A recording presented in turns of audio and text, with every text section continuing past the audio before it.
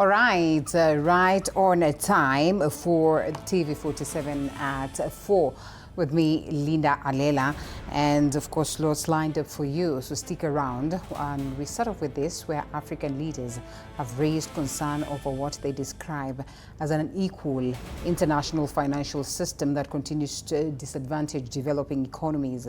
Speaking during the second day of the Africa Forward Summit at the KICC, leaders said African countries still face disproportionately high borrowing costs despite ongoing economic reforms. Stanley Nyaringita now joins us live with the latest from the summit. Stanley, over to you.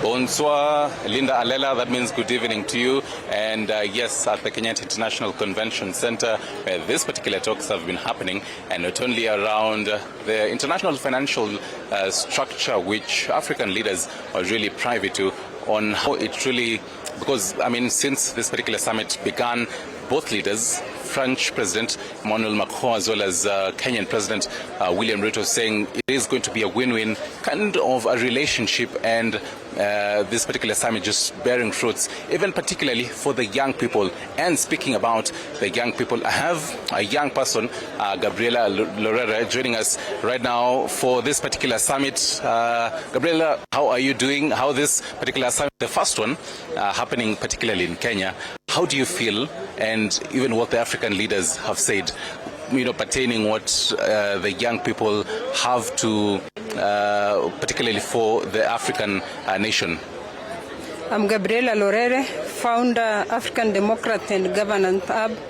Today I'm here to witness, or rather to see if what we have been talking about,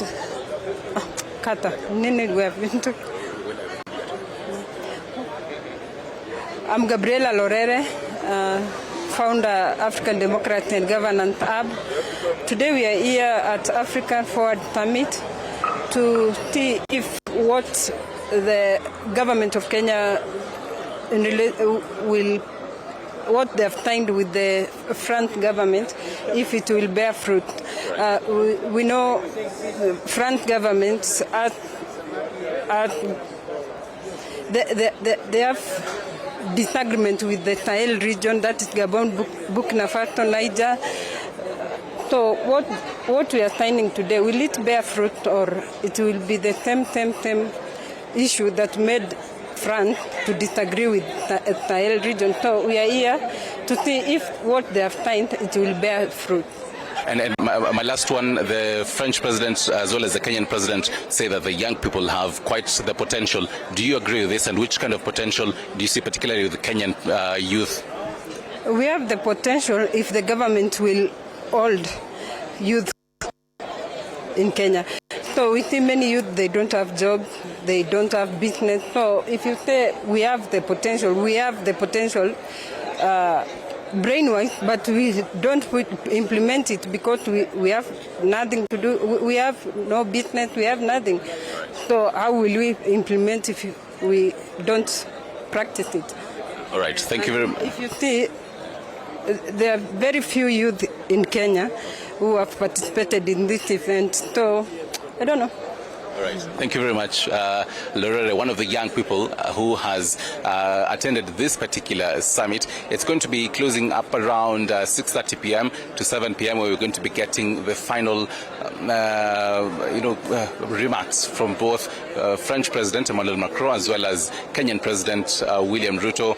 After the opening remarks, African leaders were held up in closed-door meetings with the bilateral talks. Media wasn't allowed to be part of this, as they engaged in different sectors on health, artificial intelligence, which is really key for this particular summit. Unlike other summits, when you also take a look at health as well as energy, the green energy transition. So we're going to be now getting the final remarks from both leaders and what they have decided and their commitments as well for Africa as well as France. And here we're also going to be getting this Nairobi declaration, so that even in future summits they can always trace back and see this is what they said. The weather is Getting a bit chilly right now. The mood also just the final prep so that we have the closing, ceremony up around the evening. So we're going to be here all the way up into the night to inform you on what is happening in this first ever Africa-France summit happening in an English-speaking country. Linda, Alela, back to you. Many thanks, Stano. I know by the time we're done with you, the Francais that you'll be speaking is just out of this world. But yes, congratulations for the two that you've picked. To a different story, stakeholders in Nakuru County are raising concern over rising cases of teenage pregnancies and transactional sex linked to lack of sanitary towels among school-going girls.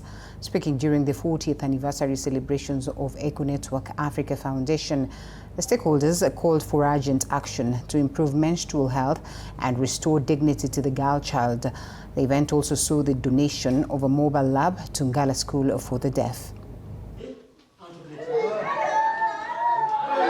The girl child does lose a quarter of our school time because of menstruation. Dropout rate among girls is high in this country, so we do need to address it. And the girls missing that equipment I'm talking about leads on to another very immoral practice. We call it sex for pants, where they are being misused by anybody who wants, so that they can buy them sanitary towels so that they can come to school. So we know women and girls have been marginalized in a number of different scenarios. And so we come up with different partners as a catalyst for development, just supporting these women in different functions, from blue economy and climate action. It's very sad hearing some of these GBV cases. And so we are trying to put our voice out there that peace starts with me everywhere that we are. And so it's upon us to just keep on pushing that message to everyone around us. The Jubilee Party has concluded its nomination process for the upcoming Olkalau parliamentary by-election, settling on Wilson Kigwa as its flag bearer. The party says the decision followed consultations involving the National Elections Board and other party organs, alongside engagements with aspirants.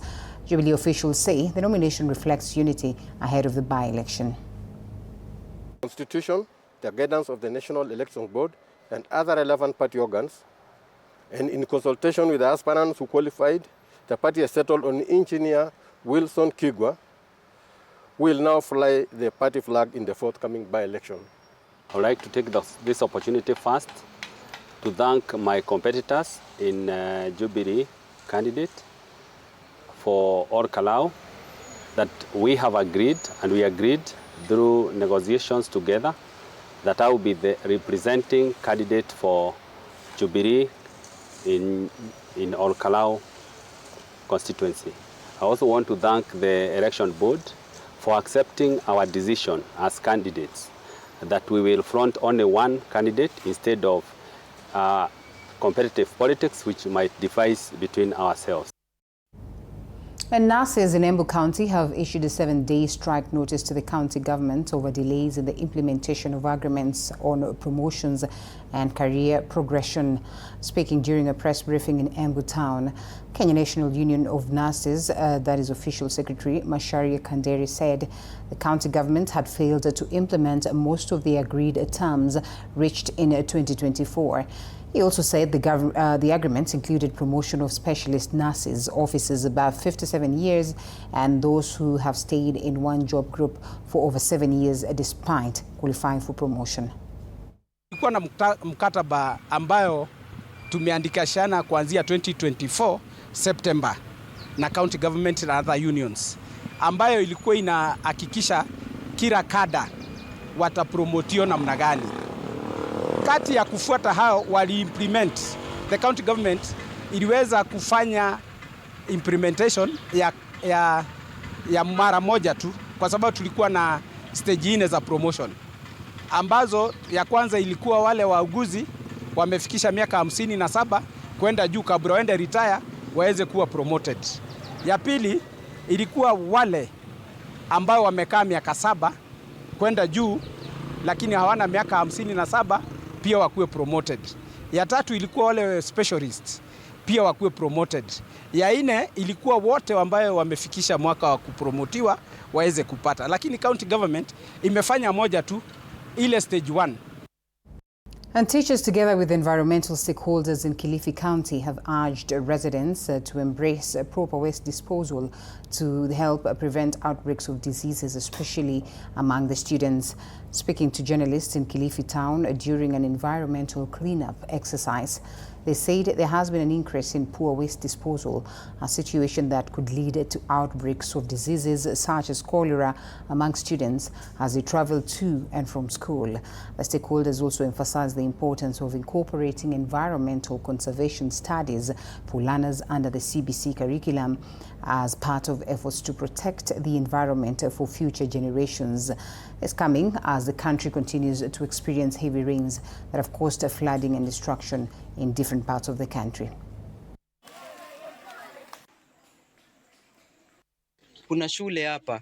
Hii uchafu ikiwa hapa, wanafunzi wanakula, inzi zikitoka kwa hii takataka zitakuwa affected. So na ya pili, hizi takataka zote venye mmeona zinaenda kwa ufuo wa bahari yote, na sisi hatutaki wanyama samaki wakuwa affected. Kwanza hii wakati wa mvua venye mmeona hizi takataka zote zinatoka kule juu. Si eti zinakuwa generated na watu hapa. So kuonyesha wale wenye wanatupa juu ndio zinakuja hivi, na sasa takataka kama especially kama diaper iko na kinyesi na iko na mkojo. Na zote mmeona zinabebwa na maji zinaenda kwa ufuo wetu. Na water runoff. Hizi maji watu wetu wanaogelea, wakikunywa watapata madhara kama kuharisha, kuumwa na tumbo. Usafi wa mazingira unategemea mimi na wewe, kwamba vile jamii inavyofanya maamuzi yake ndio vile mazingira yanakuwa masafi ama machafu.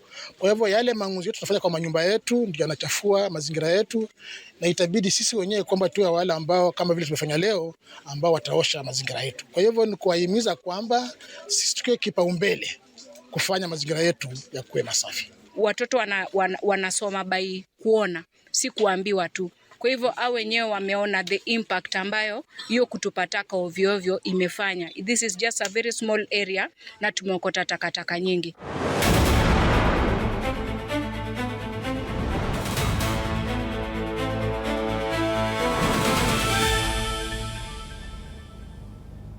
And Mexico City is undergoing major transformation works 1 month before the start of the 2026 FIFA World Cup.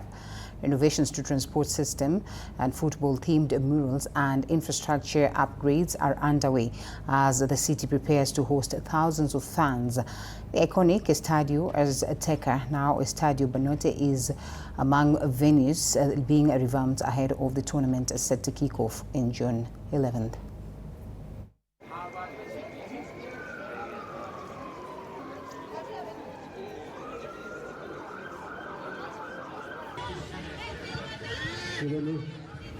Elsewhere, Tottenham Hotspur and Leeds United played out a 1-1 draw in a crucial Premier League clash. Mathis tells at 8:30 p.m. Good morning. You have my rent? Leo jioni kama tutakuwa tumelipa rent. That's Levine from the penalty spot. The result leaves Leeds deep in the relegation battle with 2 matches remaining. Sasa inatuhusu aje? Can I order now? Do you ship? Can I get blinking ones? Mimi nilikuwa na trade. Nimekelea kitele yangu. Kitele yangu na trade. Nikikunyuma. Oh my God. He left me. Nitumie ni live. Uko nje kuna wifi. Why? Hi-fi? Wait, so what do we call this dish again? I have no idea. The cucumbers are there specifically for my beauty routine. Tamulini kero make a beauty product. Na ameenda. Tunafaa tukuwe na logo yetu. Like, si ni brand already. We won't entertain divas. No. I'm not dealing with a man child. Amazing. Nishapenda hii energy. Sundays at 8:30 p.m. on TV47. Saturday at 8:30 p.m. My father used to tell me that our hotel is the home for travelers. I guess I forgot that. Recently, it's been more of a mirror of my own ambition. Ooh, yeah. We might fail. We will probably fail. but not for a lack of trying. So for the last time, and the first time, welcome to Connect In. Okay, that's all we had for you as at now, but more coming your way at 7 and 9 p.m. Please keep it TV47. My name is Linda Alela. I close TV47 at 4. Goodbye.